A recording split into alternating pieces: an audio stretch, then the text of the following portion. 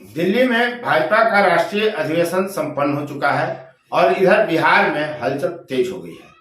कारण साफ साफ है कि सम्राट चौधरी को जब से नीतीश सरकार में उप मुख्यमंत्री बनाया गया है, तब से ही प्रदेश अध्यक्ष के लिए नेता की तलाश शुरू हो गई है। प्रश्न यह है कि बिहार के नेताओं की जो धड़कन बढ़ी हुई है वो कब थमेगी? कौन हो सकता है बिहार भाजपा का प्रदेश अध्यक्ष? केंद्रीय नेतृत्व किसके हाथ में बिहार का नेतृत्व सौंपेगा? चुनावी मौसम है, चुनावी वर्ष है, अप्रैल मई में लोकसभा का चुनाव होना है और ठीक अक्टूबर नवंबर 2025 में बिहार में विधानसभा का चुनाव होना है। यानी लगातार 2 चुनावी वर्ष में किसी नेता का प्रदेश अध्यक्ष चुना जाना अपने आप में महत्वपूर्ण है और ये जिम्मेदारी निश्चित रूप से काफी गुना भाग करके सोच समझकर जातीय और सामूहिक जो समीकरण है उनको साधते हुए भाजपा किसी नाम पर पहुंचेगी, यह तय है। वह नाम कौन हो सकता है, यह बड़ा प्रश्न है। और भाजपा के बारे में अब यह कहा जा रहा है कि पिछली पंक्ति में बैठे किसी व्यक्ति को जब मुख्यमंत्री बनाया जा सकता है तो प्रदेश अध्यक्ष केंद्रीय नेतृत्व किसे बना देगी कोई नहीं जानता।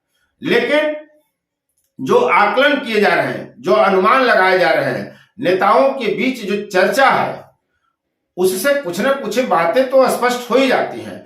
और फिर जब चुनावी लगातार 2 वर्ष हैं तो उसमें बिना जाति और बिना वर्ग के साधे हुए कोई नाम नेता का तय भाजपा नहीं करेगी, यह तय है।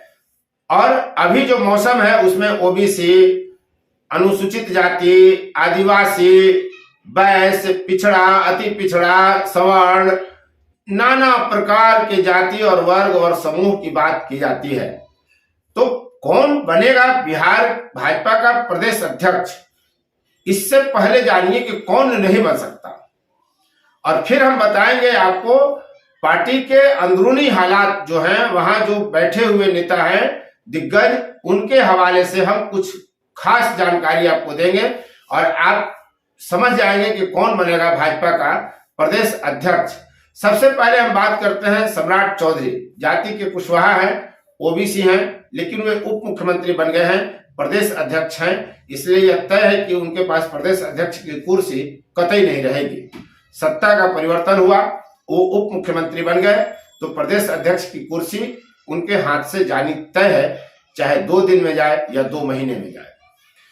विजय सिन्हा प्रतिपक्ष के नेता रहे हैं बिहार विधान परिषद में, जाति से भूमिहार हैं, सवर्ण वर्ग से आते हैं, वो भी उप मुख्यमंत्री बना दिए गए हैं। इनकी भी संभावना दूर दूर तक नहीं है। अभी राज्यसभा के लिए जो नाम चयन किए गए भाजपा के द्वारा, जिनको भेजा गया राज्यसभा में, उसमें डॉक्टर भीम सिंह चंद्रवंशी हैं तो वो ओबीसी हैं।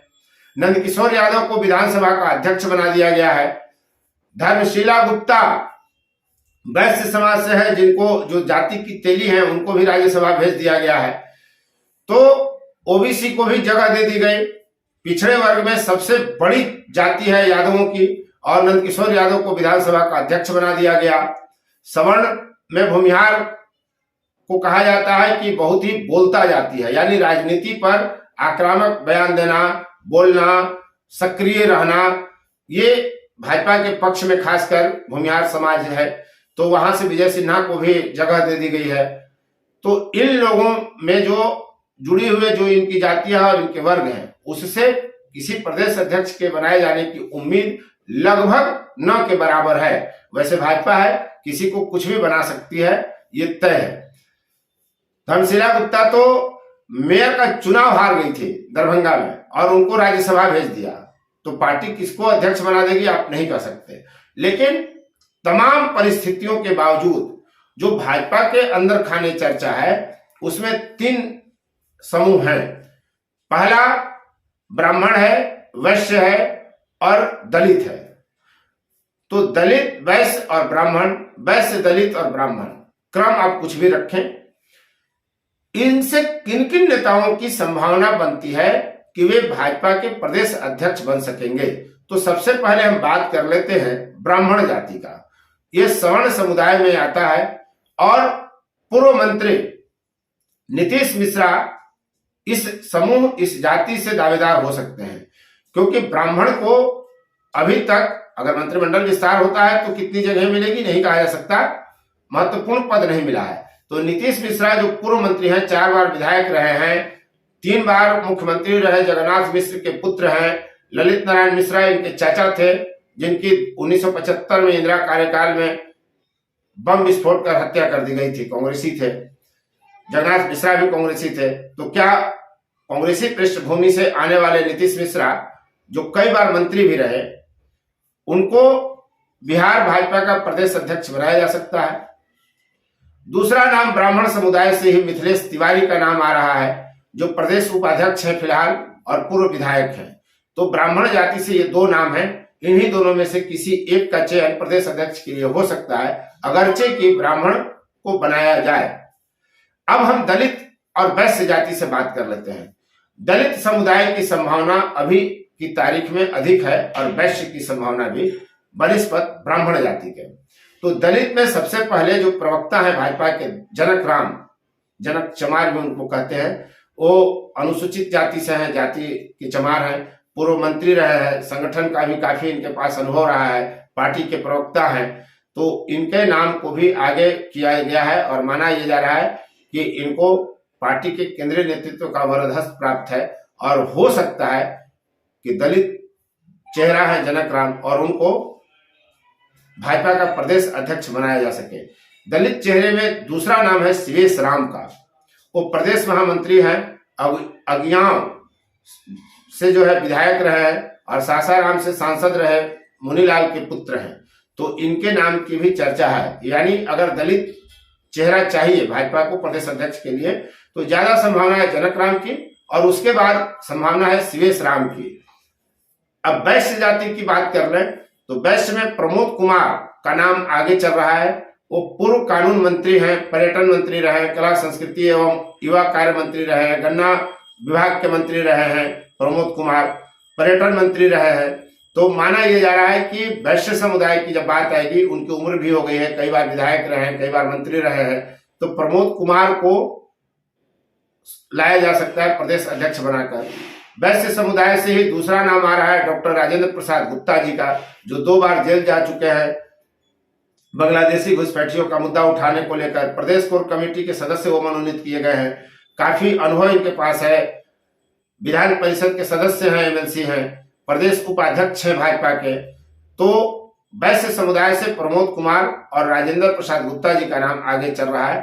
देखिए किनके भाग्य में क्या लिखा है। और एक नाम और आ रहा है, वो ओबीसी जाति से हरि सहनी का, क्योंकि वो निषाद जाति से हैं और अभी सन ऑफ मल्लाह आप जान ही रहे हैं मुकेश सहनी। तो हो सकता है कि वोट बैंक की जो राजनीति चल रही है उसमें एक तो ओबीसी भी हो गए, दूसरे निषाद चेहरा है हरि सहनी, एमएलसी हैं, अभी बिहार विधानसभा के सदस्य परिषद के सदस्य हैं, बिहार विधान परिषद में वो प्रतिपक्ष के नेता रह चुके हैं भाजपा की तरफ से। तो हो सकता है कि अगर ओबीसी चेहरा है तो हरि सहनी का नाम है। वैसे जब हमने भाजपा में बात करी दिग्गज नेताओं से तो वहां से साफ साफ ये कहा गया कि भाजपा किसी को कुछ भी कभी भी पद पर बिठा सकती है, ये पहले से कोई अनुमान नहीं लगा सकता, कोई जान नहीं सकता। और जिस तरह से 3 प्रदेशों में भाजपा ने मुख्यमंत्री बनाए, किसी ने आकलन नहीं किया था। इसलिए ये बात भी अब पूरी तरह स्पष्ट है कि भाजपा का निर्णय क्या होगा यह सिर्फ मोदी और अमित शाह ही जानते होंगे और गडकरी, बाकी को जानने की गुंजाइश नहीं बचती है। तो आने वाले वक्त में जबकि राष्ट्रीय अधिवेशन भाजपा का संपन्न हो चुका है और पूरी तरह अमित शाह ने यह कह दिया है कि इस सभागार से यानी भारत मंडपम से जब निकलेंगे लोग तो सीधे चुनावी राजनीति, चुनावी रणनीति के लिए चुनावी रण क्षेत्र में जाएंगे। तो सीधी सी बात है कि जब आप चुनावी रण क्षेत्र में जा ही रहे हैं तो बिहार भाजपा बिना प्रदेश अध्यक्ष का तो हो नहीं सकता। इसलिए जल्द ही किसी न किसी चेहरे को भाजपा प्रदेश अध्यक्ष बनाएगी। किसे बनाएगी इसे लेकर अटकलें तेज है और बिहार के भाजपा नेताओं की धड़कनें भी तेज है। आने वाले वक्त में कौन प्रदेश अध्यक्ष बनेगा ये देखना दिलचस्प होगा। कोई अगर निर्णय भाजपा की तरफ से सामने आता है तो हम उस मुद्दे को लेकर फिर आपके बीच उपस्थित होंगे। आप देख रहे थे फोर्थ व्यूज और मैं उपेंद्र कश्यप। यदि अब तक आपने चैनल को सब्सक्राइब नहीं किया है तो चैनल को सब्सक्राइब कर लें, शेयर, लाइक, कमेंट जरूर करें ताकि आपकी पसंद का वीडियो आप तक पहुंचे। इस मंच पर, फोर्थ व्यूज के मंच पर पूरी तरह बेबाक, बारीक और तटस्थ राजनीतिक विश्लेषण किया जाता है। अब तक वीडियो में बने रहने के लिए आपको बहुत बहुत धन्यवाद। फोर्थ व्यूज, चौथा विचार, बाकी फिर